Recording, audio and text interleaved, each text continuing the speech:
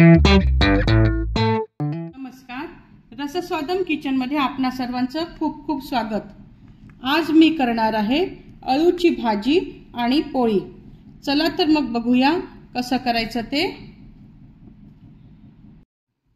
हे अळूचं पान म्हणजेच कोणी अळू म्हणतं, कोणी धोपा म्हणतं। ही अळूची पानं, या पूर्ण पानाचा मी उपयोग करणार आहे। हे पान तर आपण वापरणारच आहोत, पण त्याबरोबर ह्याच्या त्याच्या दांड्या असतात त्यांचाही मी पूर्णपणे उपयोग केलेला आहे। ह्या दांड्या मी अशा तोडून घेतल्या आणि त्याची ही वरून अशी सगळी सालं काढून घेतलेली आहेत।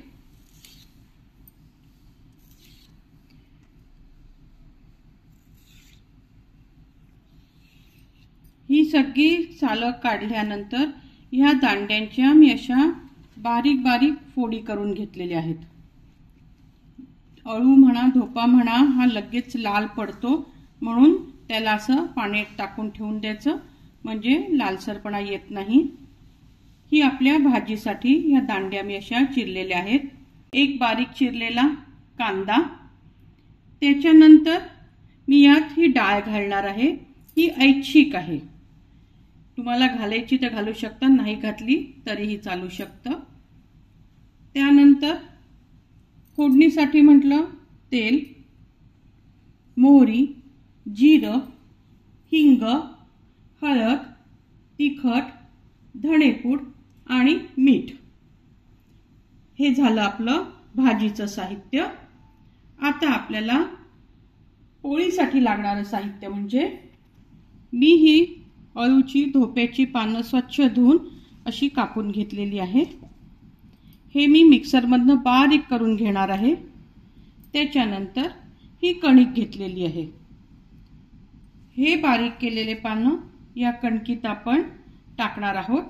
ओवा आणि तीळ कधी वापरायचं ते मी तुम्हाला थोड्या वेळाने दाखवते। पहा, आपली धोप्याची म्हणजेच अळूची सगळी पानं मी मिक्सरमधनं बारीक करून घेतलेली आहे। यामध्ये आपल्याला तर काय काय टाकायचे मी सांगते। सगळ्यात पहिल्यांदा तर मी मगाशी विसरले होते की आपल्याला यात लिंबू पिळायचे, कारण काय की हा माझ्या घरचा धोपा आहे। हा अजिबात खाजरा नसल्यामुळे मला सवयच नाही त्यात काही आंबट टाकायची, पण बाहेरचं जेव्हा आपण अळू विकत घेतो तो बरेचदा खाजरा असतो आणि घशाला त्याने खवखवतं, म्हणून त्यात काहीतरी आंबट टाकायचं असतं, चिंच किंवा आपण अळूवडीत टाकतातही लोक। तर त्याच्यामुळे मी यात हे अर्ध लिंबू ह्यामध्ये पिळणार आहे आणि अर्ध लिंबू मी भाजीत पिळणार आहे। सगळ्यात पहिले आपण हे जे तीळ आहे, हे तीळ देखील ऐच्छिक आहेत बरं, टाकलेच पाहिजे असं नाही। आता पोळीत काही आपण टाकतो तसं नाही आहे, पण हे ऐच्छिक आहे। ओवा आणि तीळ चवीला चांगलं लागतं म्हणून। त्याच्यानंतर आत्ताच थोडंसं, खूप जास्त नाही कारण पोळी खारट चांगली लागत नाही, पण थोडंसं मीठ आणि हे अर्ध लिंबू हे मी यात पिळून घेते आधी। यात आपण आता ही अळूची पानं बारीक केलेली, त्यात ओवा टाकलेला आहे टीस्पून, 1 टीस्पून तीळ आहेत आणि अर्ध लिंबू पिळलेला आहे आणि अगदी थोडंसं मीठ घातलेलं आहे। आता यात जेवढी कणिक जाईल ना तेवढीच आपल्याला पाणी न घालता ही कणिक भिजवायची आहे। त्यामुळे असं एकदम सांगता नाही येत की 1 वाटी लागेल की 2 वाटी। मी यात मोठ्या 2 वाट्या कणिक घेतलेली आहे। आता आपण यात टाकूया म्हणजे आपल्याला अंदाज येईल। यात आपण मीठ वगैरे सगळं टाकलेल्यामुळे आधी आपण हे असं चांगलं हाताने मिक्स करून घेऊया, म्हणजे तीळ, ओवा, लिंबू आणि मीठ मिक्स होऊन जाईल आणि त्याच्यानंतर ही कणिक त्यात ॲड करत जाऊया।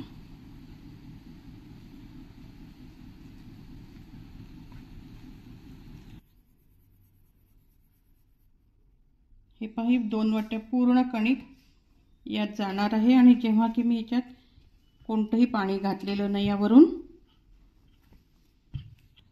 हे पहा, आपलं असं कणकीचा गोळा तयार आहे, हिरवा कंच सुंदर। याला मी थोडंसं हातावर तेल घेतलं आणि त्याला आता जेवढं तेल लागलंय त्याने थोडंसं चुरून घेते थोडंसं मळून. एक 10 मिनिटासाठी आपण त्याला बाजूला ठेवून देणार आहे. तेवढ्या वेळात आपण आपली भाजीची फोडणी करून घेऊया. मी 2 टेबलस्पून तेल घेतलेलं आहे कढईत. तेल गरम होत आलेलं आहे. आपण आता त्यात आधी मोहरी घालणार. मोहरी तडतडायला लागली की मग जिरं घालायचं. आता जिरं घालते. माझा गॅस मंद आहे, एकदम सिमवरती आहे, नाहीतर मग आपली नेहमी लक्षात ठेवायचं की फोडणी टाकल्यावर गॅस सिमच करायचा, नाहीतर आपली फोडणी जळू शकते. अर्धा टीस्पून मी हिंग घातलाय. हिंगाची चव खूप छान येते म्हणून. आणि एक चिरलेला कांदा लगेच घालायचा. कांदा छान लालसर होतपर्यंत परतून घ्यायचं आहे. यात तुम्ही टोमॅटो सुद्धा घालू शकता. टोमॅटोही खूप छान लागतं.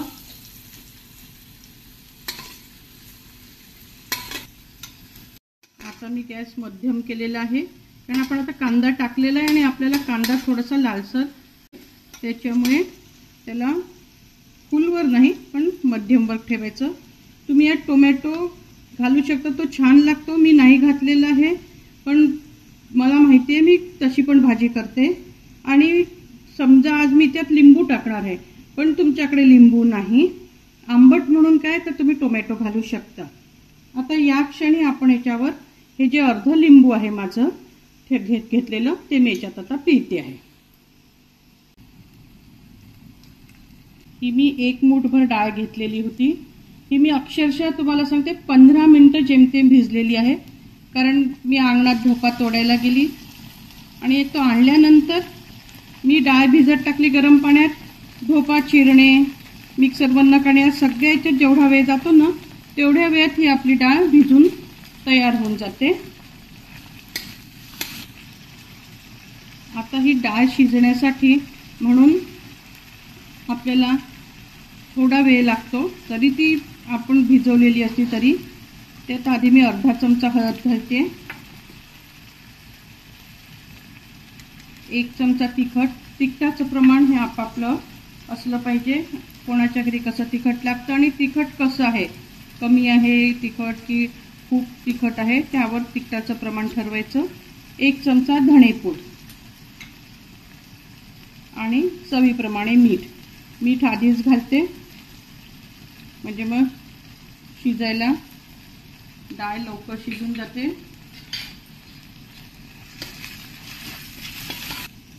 हे पहा, आपलं मिक्सरच्या भांड्यातनं आपण जेव्हा अळूची पानं बारीक करून घेतली तेव्हा जे भांड्याला लागलेलं असतं ते थोडंसं हिरवं असं सगळं पाणी टाकून हिरवं पाणी तयार झालेलं आहे.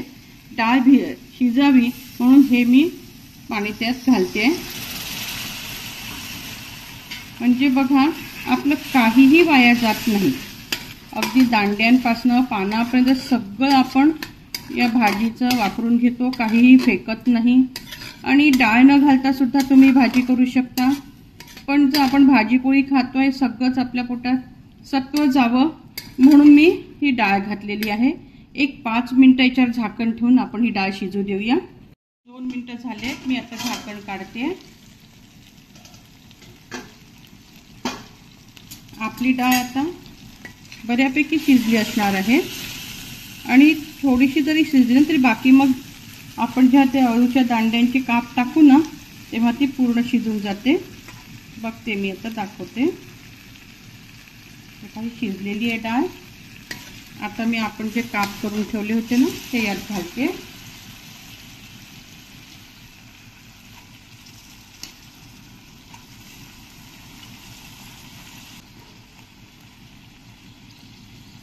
हे पहा, आता आपण हे छान असं मिक्स करून घेऊया.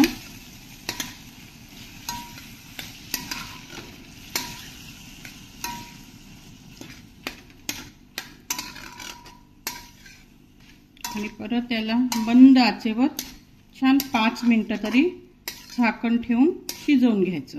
आपली भाजी शिजेपर्यंत आपण आता पोळ्या करून घेऊया. हे पहा, छान आपली कणिक आता मुरलेली आहे. आता मी त्याचा गोळा करते आणि त्याची आपण पोळी करून घ्या. पोळीचा साईज हा आपल्या वर आहे की आपण किती लहान किती मोठा घ्यायचा। हा पहा किती सुंदर दिसतो आहे, रंग सुंदर आहे, दिसायला सुंदर पण चवीलाही सुंदर आणि खूप पौष्टिक असं आहे हे। पावसाळ्यात आपण म्हणतो पालेभाज्या कमी खा, कारण काय त्या सडून जातात, पण अळूचं असं आहे कारण पालक म्हणा मेथी म्हणा चिखलानी पाण्याने खराब होऊन जातात, सडतात आणि मग आपण त्या खात नाही। पण अळू आणि धोपा हा असा प्रकार आहे की तो जमिनीच्या इतका वर असतो की तो खराब होत नाही, लवकर सडतही नाही, त्याच्यामुळे ही भाजी आपण पावसाळ्यात सहज खाऊ शकतो। बघा किती सुंदर माझी पोळीचा रंग दिसतो आहे। याचे पराठे पण फार सुंदर लागतात।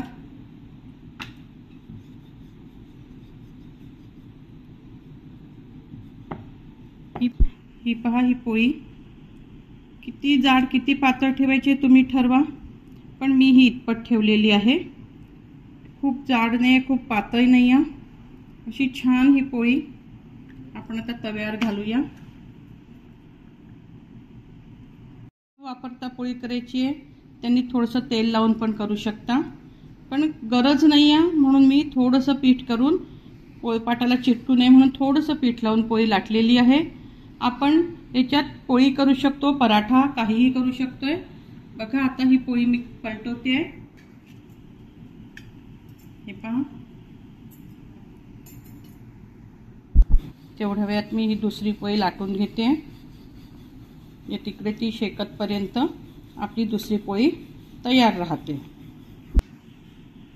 हे पहा तुम्ही अशीच्या अशी तव्यावर पण शेकू शकता किंवा याचा फुलका सुद्धा करू शकता, आपल्याला जसं पाहिजे तसं आपण करू शकतो। हे पहा अशी छान पोळी आपली फुलते, खूप सुंदर लागते ही पोळी चवीला।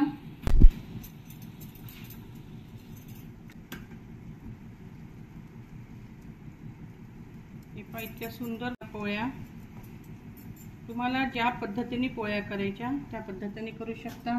तुम्ही कशाही पोळ्या करू शकता, पराठे करू शकता, फुलके जसं पाहिजे त्या पद्धतीने, दिसायला सुंदर, लागायला अप्रतिम, चव छान, पौष्टिक, अगदी अगदी आवडेल असं त्याची चव आहे।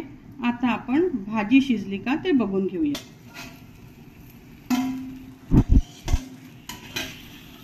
ही पहा आपली भाजी आता गॅस मी बंद करते, एकदम मंद आचेवर ठेवलेली होती मी, पहा किती छान छान शिजलेली आहे ती, अगदी तुम्हाला दिसत असेल तिचा रंग बदललेला आहे। आता मी एका सर्विंग बाउलमध्ये काढते आणि तुम्हाला दाखवते। आता भाजी काढलेली आहे आणि सजावटीसाठी त्याच्यावर थोडीशी कोथिंबीर घालूया। आता मी तुम्हाला पूर्ण डिश सर्व करून दाखवते। हे पहा आपण पोळ्या आपल्या प्लेटमध्ये घेतल्या आहेत, त्याच्यावर आपण थोडंसं तूप घालूया। ज्याला आवडतं त्यांनी तूप टाका, नसेल आवडत तर नाही, पण तुपाने पण पोळीची चव छान येते म्हणून आपण त्याला तूप लावायचं। आपली अळूची भाजी आणि अळूची पोळी तयार आहे। आपण पूर्ण भाजीचा यात उपयोग केलेला आहे, अतिशय पौष्टिक असं आपलं हे जेवण तयार आहे। यात भाजी गेली, पोळी आणि त्यात डाळ पण जाते आहे, म्हणजे अगदी शुद्ध सात्विक आणि पौष्टिक असं आपलं हे जेवण तयार आहे। बघा तर मग तुम्ही पण हे करून बघा, आणि तुम्हाला जर माझी ही डिश आवडली असेल तर आपल्या मित्रपरिवाराबरोबर शेअर करा। माझा हा व्हिडिओ आवडला असेल तर त्या व्हिडिओला लाईक करा आणि माझ्या चॅनलला सबस्क्राईब करा। धन्यवाद।